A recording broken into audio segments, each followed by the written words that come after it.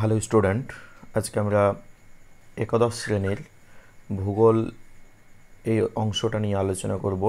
এই ফার্স্ট সেমিস্টারের মধ্যে যেসব ভূগোলের যেসব প্রশ্নগুলো থাকবে গুরুত্বপূর্ণ সেগুলো নিয়ে আমরা আলোচনা করব এক একটা পার্ট করে। তোমাদের ফার্স্ট সেমিস্টারে প্রাকৃতিক ভূগোলের মৌলিক বিষয়সমূহ এটা একটা ভাগ রয়েছে। 2 নম্বর ভাগ রয়েছে মানবীয় ভূগোল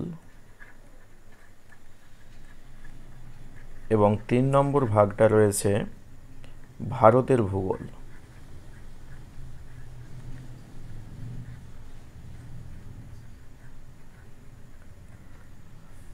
প্রাকৃতিক ভূগোলের মৌলিক বিষয়সমূহ এখানে মোট 4টা ইউনিট রয়েছে। মানবীয় ভূগোল এখানে 2টা ইউনিট রয়েছে এবং ভারতের ভূগোল এখানে 3টে ইউনিট রয়েছে। তো আমরা এক একটা ইউনিট ধরে ধরে আলোচনা করব এবং এক একটা ইউনিটের মধ্যে কি কি রয়েছে সেগুলো নিয়ে আলোচনা করা হবে।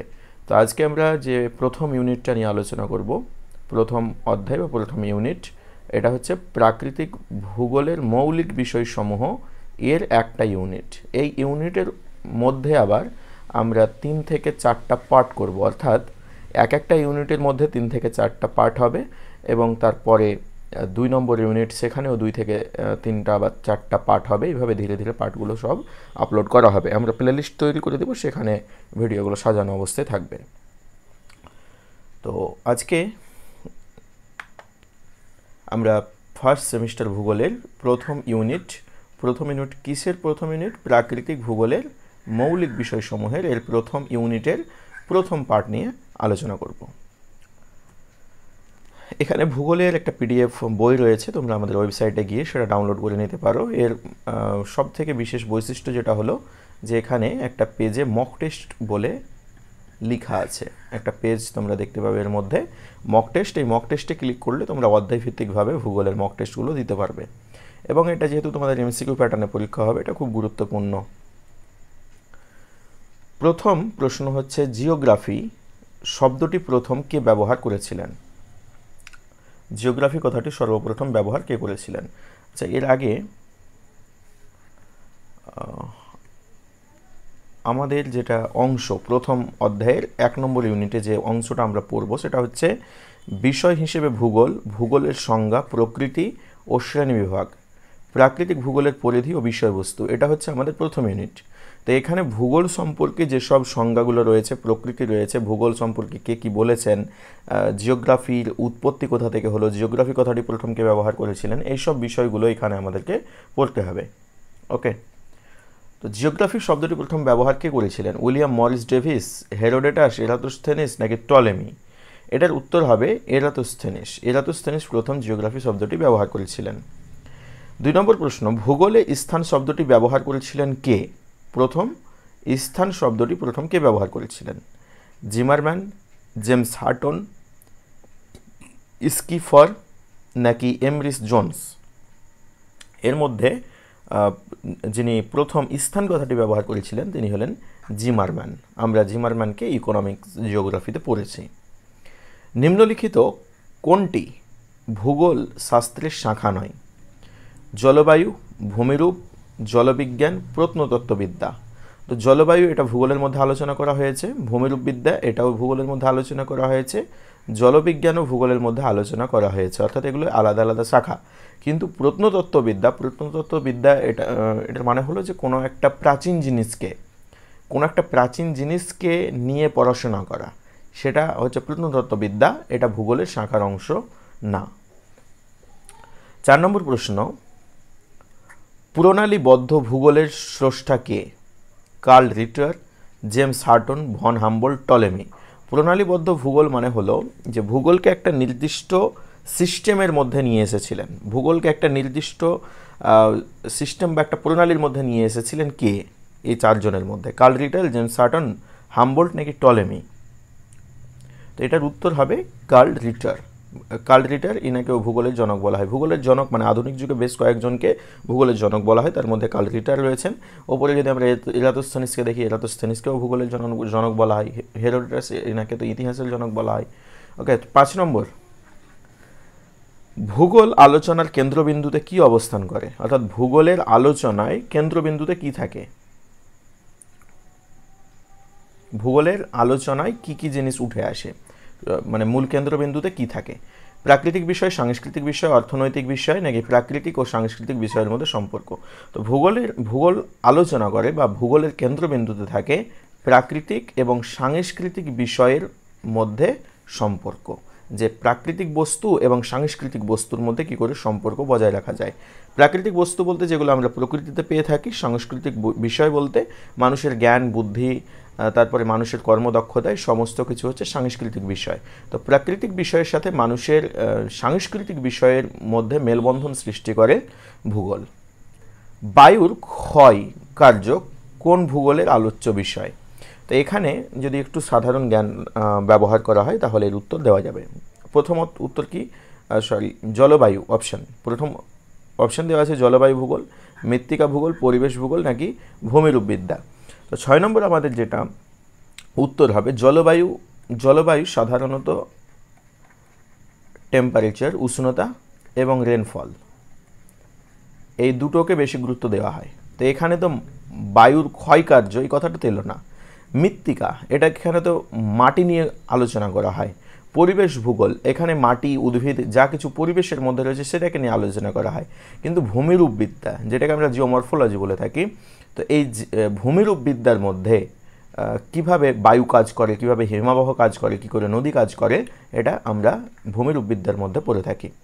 কসমস, এটি একটি গ্রন্থ, এটি একটি বই, এটা কে লিখেছেন? 7 নম্বর প্রশ্ন, কসমস এই বইটা কে লিখেছেন? কার্ল রিটার, হাটন, হামবোল্ট, নাকি টলেমি? তো কসমস এই গ্রন্থটা লিখেছেন ভন হামবোল্ট, এটা মনে রাখতে হবে আমাদের। বিশেষ করে যেসব বইগুলো রয়েছে গুরুত্বপূর্ণ সেগুলোর লেখকের নাম আমাদের পড়তে হবে। অক্ষরেখা ও দ্রাঘিমা রেখার সমন্বয়ে প্রথম পৃথিবীর মানচিত্র কে অঙ্কন করেন?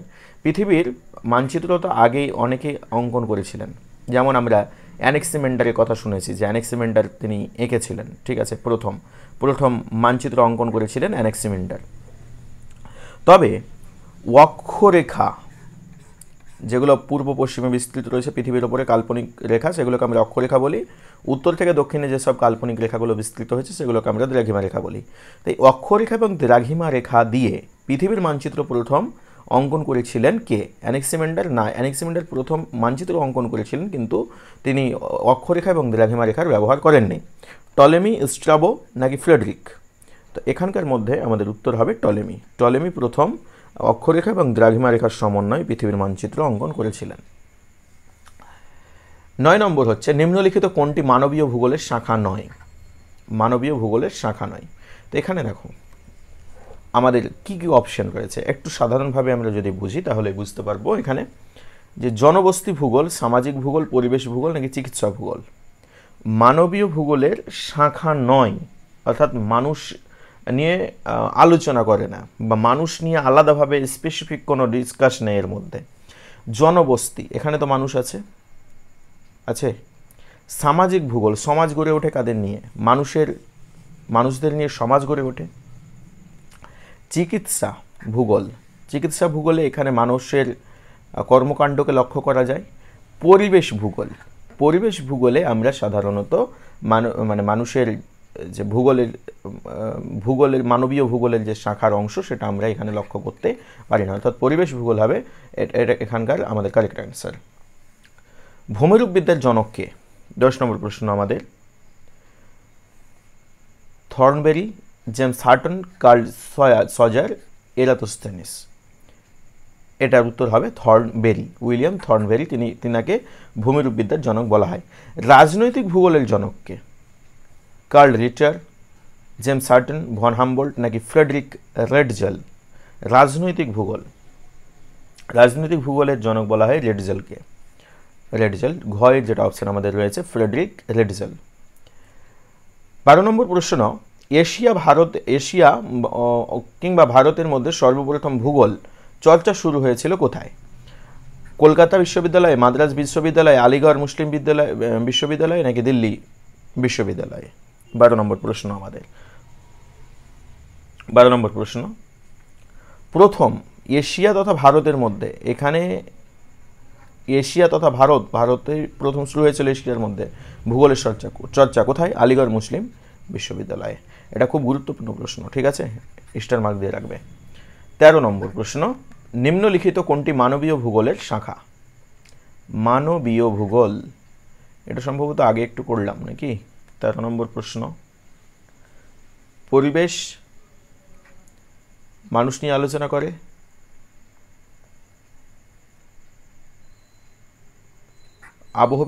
মৃত্তিকা ভূগোল, আবহবিদ্যা। মানবীয় ভূগোলের শাখা কোনটি? মানবীয় ভূগোলের শাখা নিচের মধ্যে। তো এখানে আমরা একটু আগে যেটা পড়লাম যে এর মধ্যে অর্থনৈতিক ভূগোল এটা মানবীয় ভূগোলের শাখা হতে পারে কি? কমেন্ট করে বলো। 13 নম্বর হবে? জি, ওকে।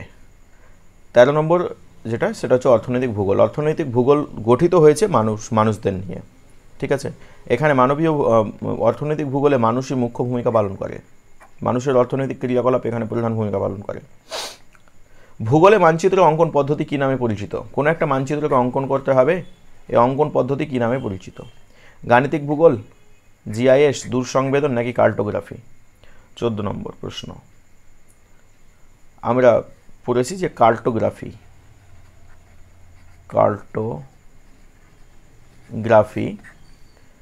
মানচিত্র অঙ্কন বিদ্যাকে কার্টোগ্রাফি বলা হয়। তো এখানে উত্তর হবে আমাদের cartography.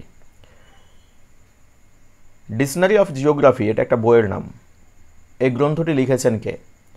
হার্টসো, ডাজল stamp, David Harvey, curl রিচার। 15 নম্বর প্রশ্ন আমাদের, এটা লিখেছিলেন স্ট্যাম্প কত নম্বর অপশানে আছে?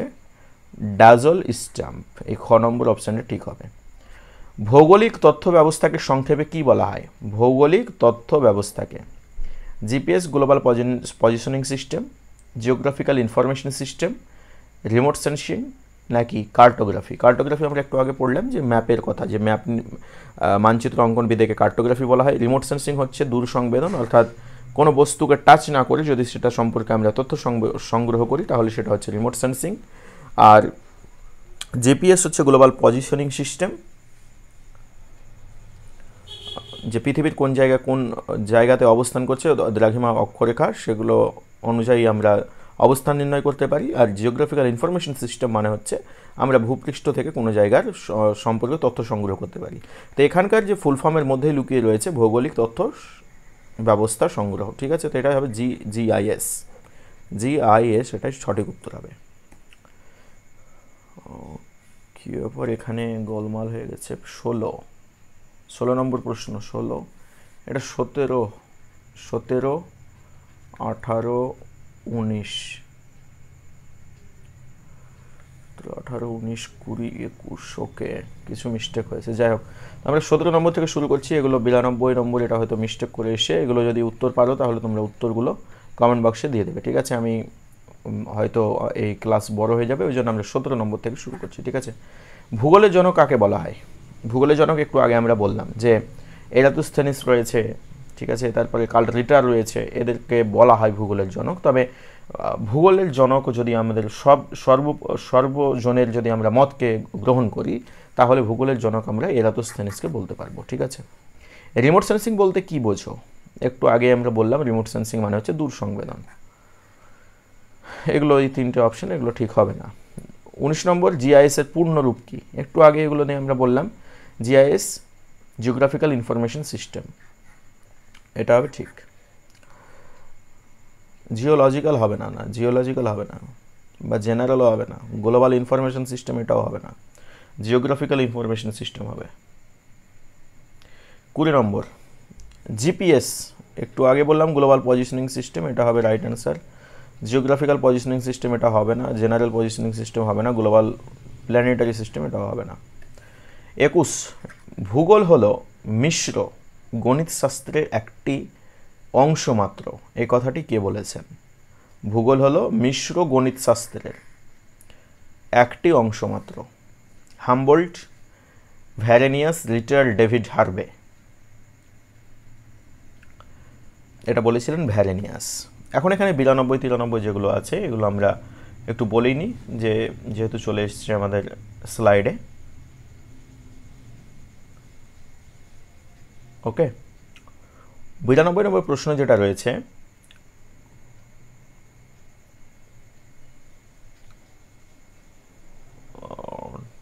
তোমাদের অনেকে, যাই হোক, এখানকার 92, 93, 94, 95 চারটি প্রশ্ন হোমওয়ার্ক থাকলো। তোমরা এটি কমেন্ট বক্সে কমেন্ট করে জানাবে যে এটির উত্তর কী হবে। ওকে, তো আজকে এই পর্যন্তই। সেকেন্ড পার্ট আমরা খুব দ্রুত আপলোড করব। এগুলো চেষ্টা করছি যে আজ থেকে যে ভিডিও তোমরা দেখছো 7 দিনের মধ্যেই সমস্ত অংশটা আমরা এখানে আপলোড করে দেব। তো এখানে আমাদের ইউটিউব চ্যানেল, এখান থেকে তোমরা ভিডিওগুলো পেতে পারো। এখানে ফেসবুক পেজ রয়েছে, ফেসবুক পেজে আমরা ইনফরমেশনগুলো দিয়ে থাকি। হোয়াটসঅ্যাপ গ্রুপ রয়েছে আমাদের, টেলিগ্রাম, ইমেল, কোনো জায়গায় অসুবিধা হলে তোমরা ইমেল করতে পারো। ওকে, টেলিগ্রাম চ্যানেলের সাথে যুক্ত হয়ে যাও, সেখানে আমরা আপডেট দিতে থাকি। এছাড়াও ফ্রিতে বেশ কিছু পিডিএফগুলো রয়েছে বা মক টেস্টগুলো রয়েছে ফ্রিতে, সেগুলো আমরা এখানে শেয়ার করি টেলিগ্রাম এবং হোয়াটসঅ্যাপ চ্যানেলে। ওকে, তো ডেসক্রিপশনে সবগুলোর লিঙ্ক দেওয়া থাকবে, সেগুলো তোমরা সেই লিঙ্কগুলোতে ক্লিক করে অ্যাড হয়ে যেতে পারো। আর এখানে যে ভূগোলটা রয়েছে, এটা এখনও পর্যন্ত বিগত বছরে আমাদের এখান থেকে প্রায় 90% প্লাস কমন কোয়েশ্চেন এসেছিলো। এবছরেও আমাদের টিচাররা এটুকু প্রেডিক্ট করছে যে এখান থেকে এমসিকিউগুলো সবগুলোই আসার চান্স রয়েছে। ঠিক আছে, তো আমরা সম্পূর্ণরূপে চেষ্টা করেছি পিডিএফটাকে গুণগত মানের দিক থেকে সমস্ত অধ্যায় অনুযায়ী পূর্ণাঙ্গভাবে সলভ করার জন্য, পুরো সিলেবাসটাকে কভার করার জন্য। ওকে, তো এই বইটা তোমরা ডেসক্রিপশন বক্সে আমি লিঙ্ক দিয়ে দেবো, সেখান থেকে এটা ডাউনলোড করে নিতে পারো। আর এখানকার যে মক টেস্টের কথাটা বললাম, যে এখানে মক টেস্ট সবথেকে গুরুত্বপূর্ণ। এখানে তুমি একটা পেজ পেয়ে যাবে, সেটাতে ক্লিক করে আমাদের ওয়েবসাইট আলাদাভাবে তৈরি করে দেওয়া হয়েছে মক টেস্টের জন্য। সেখানে অধ্যায় ভিত্তিকভাবে নিজেকে যাচাই করতে পারবে। তো আজকে পর্যন্ত, থ্যাংক ইউ ভেরি মাচ।